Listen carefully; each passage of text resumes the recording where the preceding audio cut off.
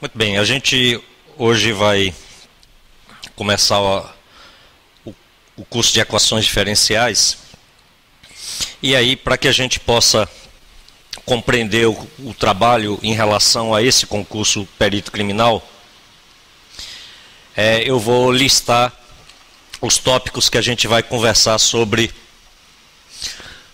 equações diferenciais. As equações diferenciais constantes do programa são as equações de variáveis separáveis, que seria o primeiro tipo que a gente iria falar, separáveis, as homogêneas,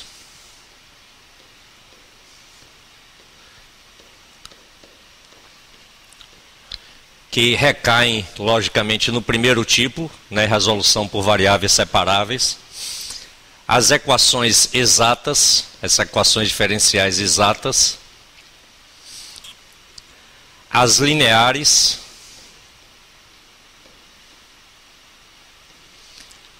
e, finalmente, a equação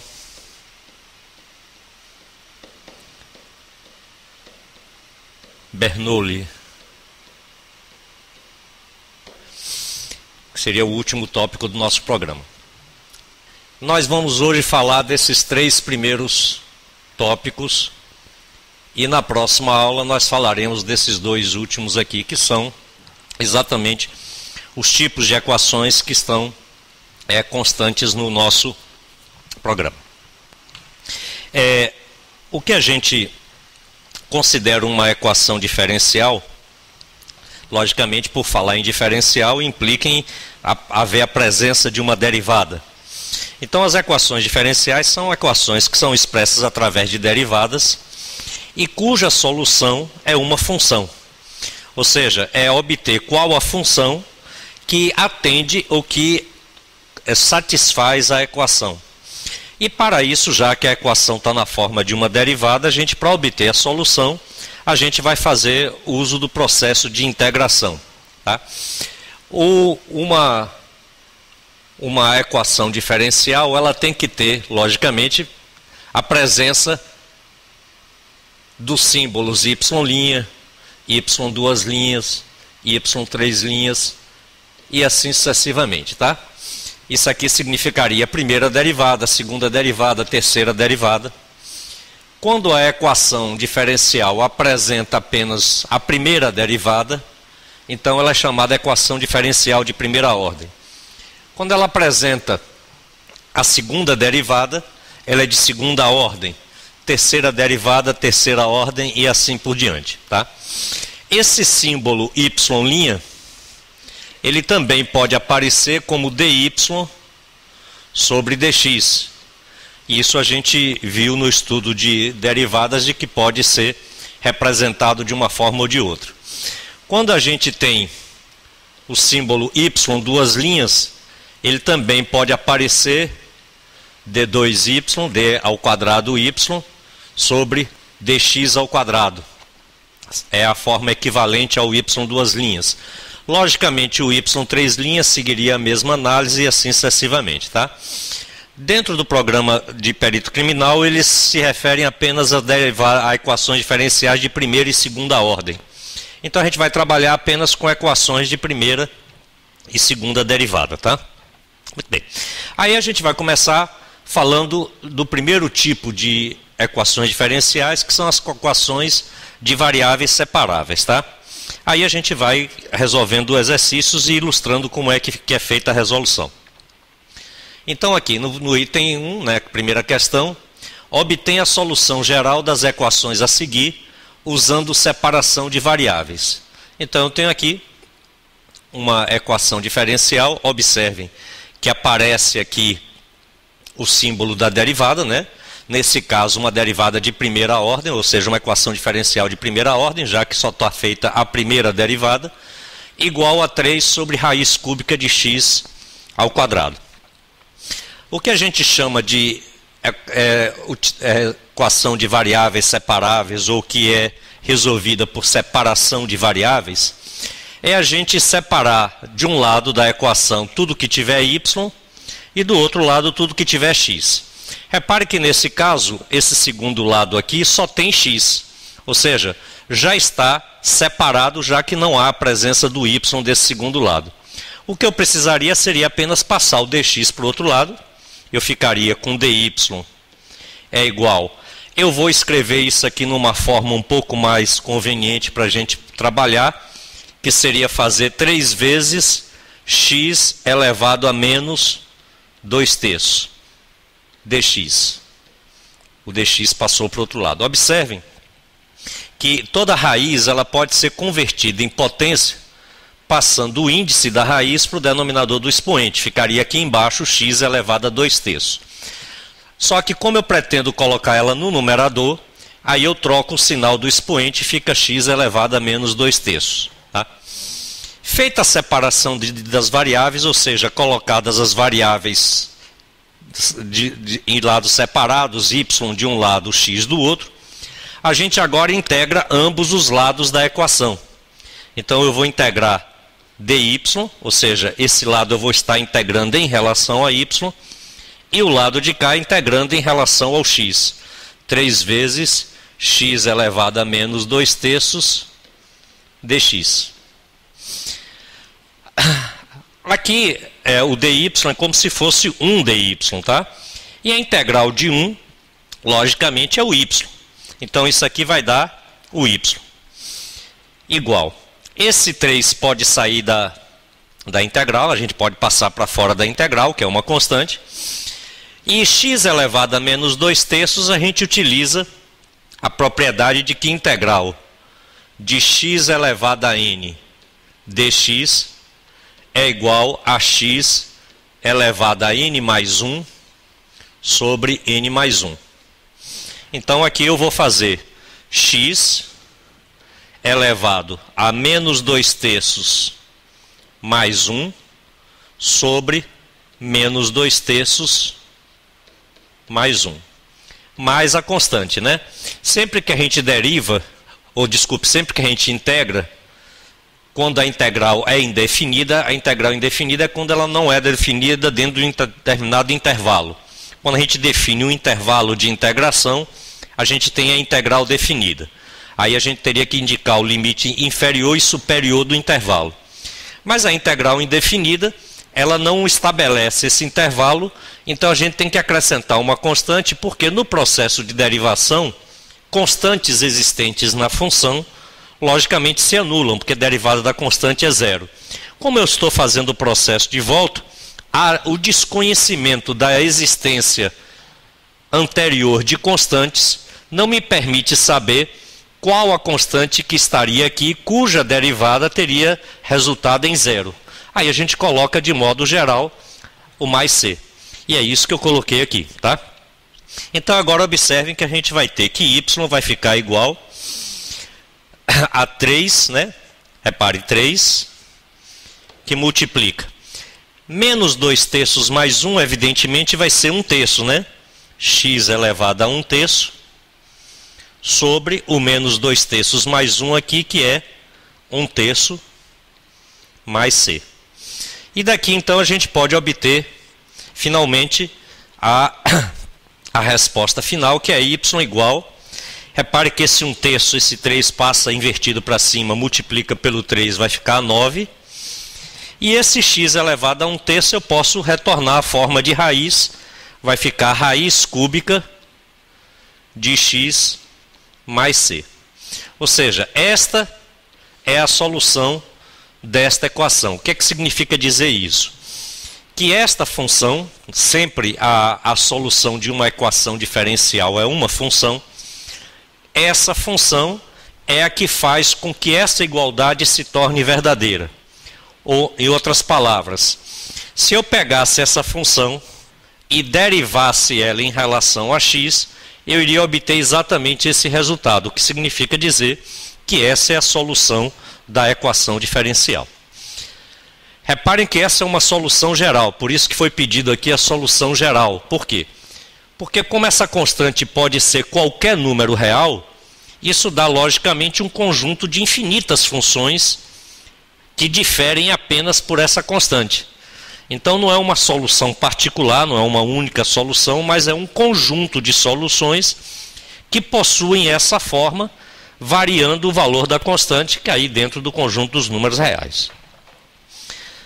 Muito bem, aí esse é o nosso primeiro exemplo, que é o tipo de equação diferencial mais simples, né, que é aquele que a gente resolve fazendo exatamente a separação de variáveis, tá?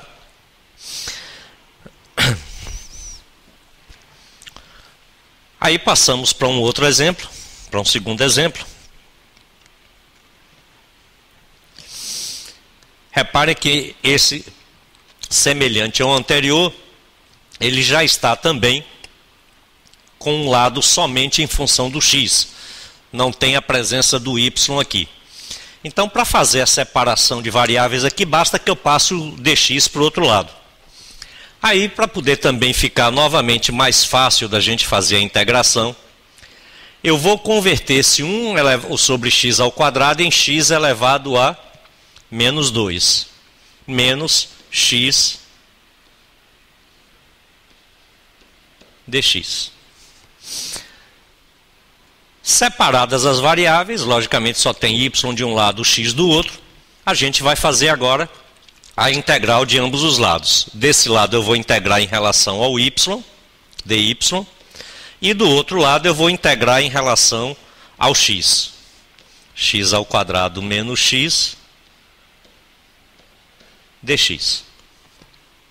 A integral de dy, novamente relembrando, é como se eu tivesse um coeficiente 1 aqui, que é uma constante, logicamente a integral vai ser o y. Do lado de cá, como a integral de uma adição, eu faço a integral de cada termo separadamente e somo.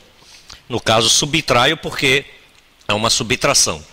A integral de x ao quadrado, pela regra que nós falamos nesse instante, seria x elevado a 2 mais 1 sobre 2 mais 1, menos o x também da mesma forma. Repare que o x aqui ele tem um expoente 1.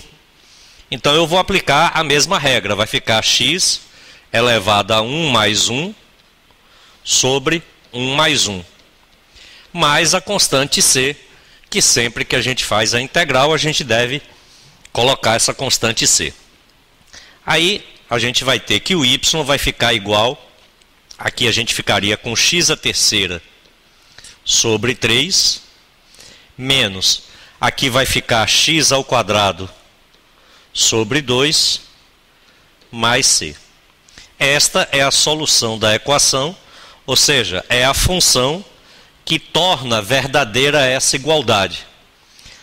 Significaria dizer que se eu pegasse essa função e derivasse ela em relação a x, o resultado que eu iria obter seria exatamente esse que está aqui do lado. Novamente um exemplo ainda simples, um exemplo inicial para a gente poder compreender o princípio dessa resolução das equações diferenciais, tá?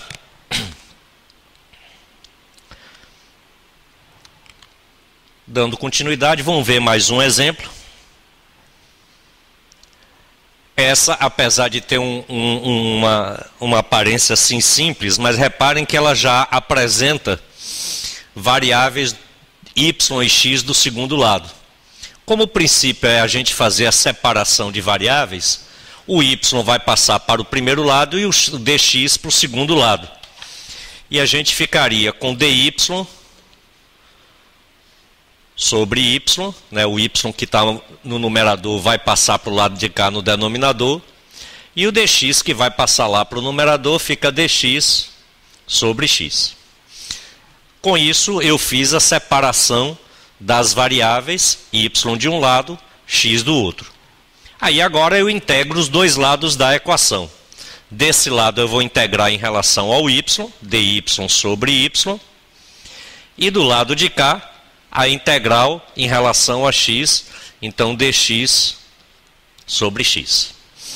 Aí nesse caso a gente vai precisar lembrar de uma definição também de integral. A derivada, ou a integral, desculpem, de dx sobre x, ela é logaritmo natural ou logaritmo neperiano de x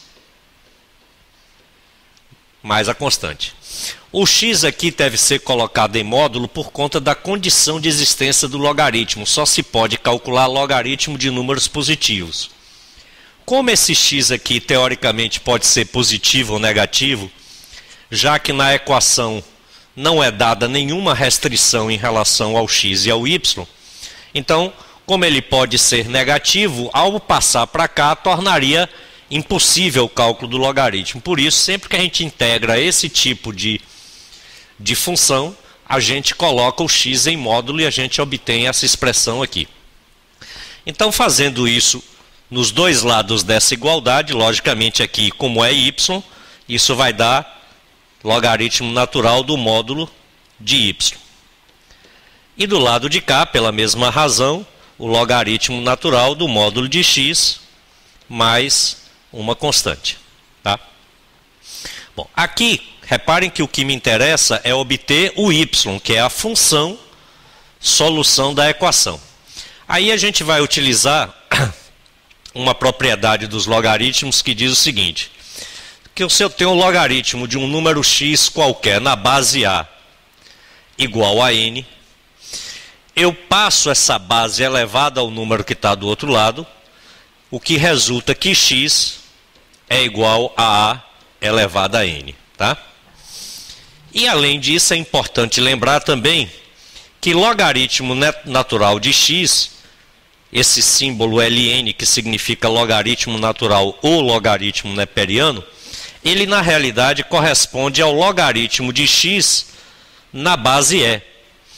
Ou seja, é um tipo particular de logaritmo que usa como base o número e, que é uma constante numérica, é um número irracional que vale 2,718 aproximadamente, mas cujo valor não é utilizado nas operações por se tratar de um número irracional e, consequentemente, tem valor infinito. A gente sempre deixa ele indicado assim. Então, observem que como eu sei que a base aqui é E, eu posso passar essa base elevada ao número que está do outro lado. Então vai ficar aqui módulo de y vai ser igual a E elevado a ln do módulo de x mais c. Tá? Aí fazemos uso de uma outra propriedade logarítmica. Aliás, desculpe, uma propriedade de potência. A elevado a m mais n, isso equivale a elevado a m vezes a elevado a n. Porque a regra que a gente deve lembrar é que o produto de potências de mesma base efetua-se conservando a base e somando os dois expoentes. E é claro que se eu posso fazer isso, eu posso desfazer. Eu posso retornar da forma de potência à forma de produto. O princípio é, sempre que eu tiver uma soma de expoentes, eu posso decompor como um produto de potências. Então, isso iria resultar que o módulo de y é igual a E elevado ao ln de x, do módulo de x, vezes E elevado a uma constante. Bom, aqui há algumas transformações que a gente vai precisar também levar em conta, que são o seguinte. Primeiro, módulo de y significa mais ou menos y. O módulo pode ter valor positivo e valor negativo, tá? Então, esse módulo aqui significa que esse lado aqui pode ser um número positivo ou um número negativo. Como eu estou trabalhando com uma constante aqui que é variável, né, pode variar dentro do conjunto dos números reais, então essa constante pode ser positiva ou negativa, o que logicamente envolveria os sinais decorrentes desse módulo. Então eu posso abandonar esse módulo considerando que essa constante pode ter valores positivos e negativos. Além disso, como o número E é uma constante e uma constante elevada a constante vai dar um número constante, eu posso considerar isso aqui tudo como uma constante só. Então eu ficaria finalmente com y é igual a constante, que aí eu vou passar para frente multiplicando, vezes e elevado ao ln do módulo de x. Tá? E aí finalmente nós fazemos uso de uma última propriedade de logaritmos, que diz o seguinte, que a elevado a log de x na base a é igual a x, porque a potência de base a e o logaritmo de base a são funções inversas, então elas se cancelam. Tá? Então aqui, como esse expoente é o logaritmo natural, que é o logaritmo de base e, então eu tenho base e elevada a logaritmo de base e. Os dois se cancelam, já que são funções inversas, e a gente ficaria com c vezes o módulo de x, que é a solução geral desta equação aqui. Certo? Essa ficaria sendo, então, a solução geral dessa equação.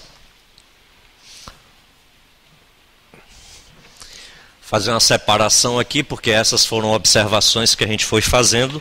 A resolução da equação seria essa parte de cá, tá? Reparem que a presença do y e do x nessa sentença já deu um grau de complexidade um pouco maior à equação, porque a gente passa a trabalhar com variáveis dos dois lados, né? O y de um lado, o x do outro. E isso acaba requerendo algumas propriedades da parte de matemática básica, né? O conhecimento de logaritmos, de potências, as propriedades decorrentes disso aí. Tá? Muito bem, vamos ver mais um exemplo. Aí nós temos dy sobre dx igual a x ao quadrado y. Novamente a gente tem aqui a presença de duas variáveis do lado direito, o x e o y. E aí novamente a gente vai recorrer à separação das variáveis.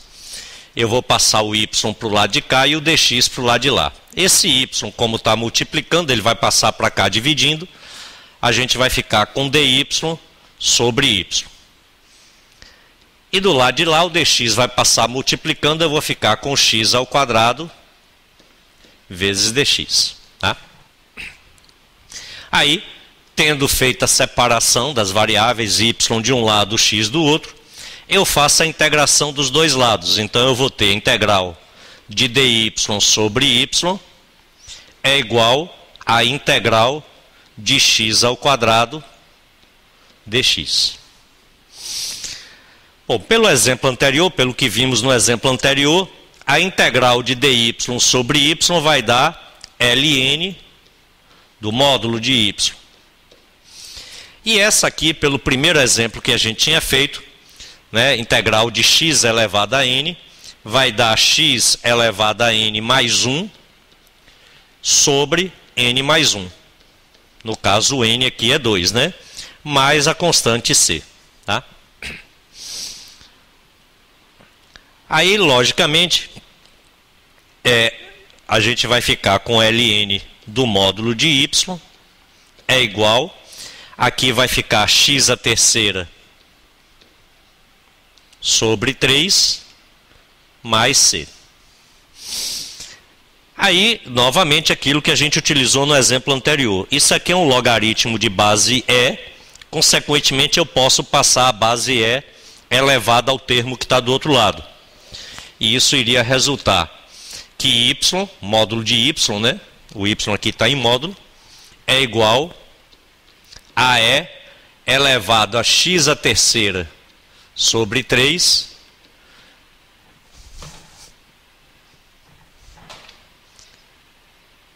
mais c. E aí, novamente, como eu tenho uma soma de expoentes aqui, eu posso decompor isso num produto de potências. Aí eu fico com o módulo de y é igual a e elevado a x ao cubo sobre 3 vezes e elevado a c. Aí o mesmo comentário que eu tinha feito antes. Isso aqui é uma constante, né? Porque é um número, elevado ao outro número, isso vai dar um valor numérico, consequentemente uma constante. E como é um produto, eu posso passar para aqui para frente. E posso considerar que essa constante pode ser positiva ou negativa, porque ela pertence a todos os números reais. O que significa dizer que ela absorve o mais ou menos desse módulo. Então eu posso escrever que o y vai ser igual a constante, já absorvendo o mais ou menos do módulo, e o e elevado a x à terceira sobre 3, repare novamente, eu tenho aqui um expoente fracionário, e esse denominador do expoente indica o índice de uma raiz. Então eu posso escrever como raiz cúbica de e elevado